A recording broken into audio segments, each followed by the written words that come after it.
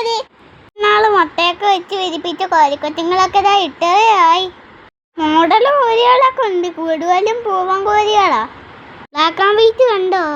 ഇവന്മാരെപ്പോഴും കൂവലാ, വായടങ്ങിയിരിക്കത്തില്ല. ഇവന്മാർ കാണേണ്ട കുഞ്ഞുവാവ എപ്പോഴും ഉണരും.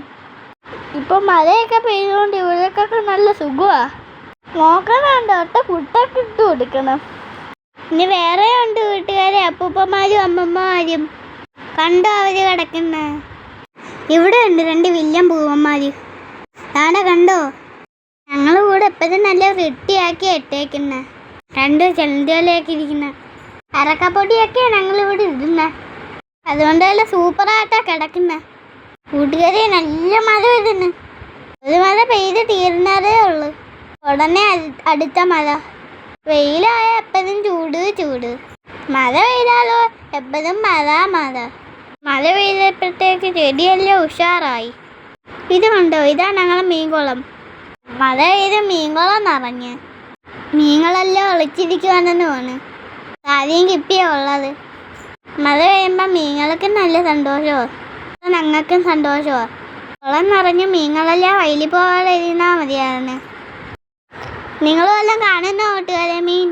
ഞാനൊന്നും കാണുന്നില്ല, പക്ഷേ ഇതിനകത്തുണ്ട് കേട്ടോ വലിയ മീനുകൾ.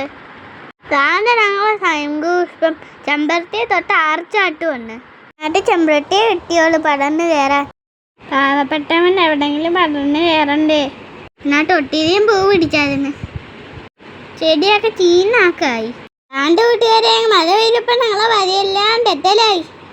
ഇനി സൂക്ഷിച്ച് നടലില്ലെങ്കിൽ കാലും കൈയും ഒടിക്കും. സ്കൂൾ തുറപ്പാ വരാൻ പോണ. കാലോയി ഒടിഞ്ഞ നല്ല വേദനയായിരിക്കും. താരക്കണ്ടോ? ഇതിൽ നിന്ന് ഒട്ട കൊക്ക് പോലും ഇല്ല. അതാണ്ടടോ അത് കാക്ക വരുന്നുണ്ടല്ലോ കൂട്ടുകാര്. പറഞ്ഞതിന് മുമ്പ് മഴയും എത്തി. എനിക്കാണെങ്കിൽ സ്ഥലത്ത് പോവുകയും വേണമല്ലോ. ഞാൻ ഒരുങ്ങി നിൽക്കുവാ. ഇന്ന് പോക്ക് നടക്കുമെന്ന് തോന്നില്ല.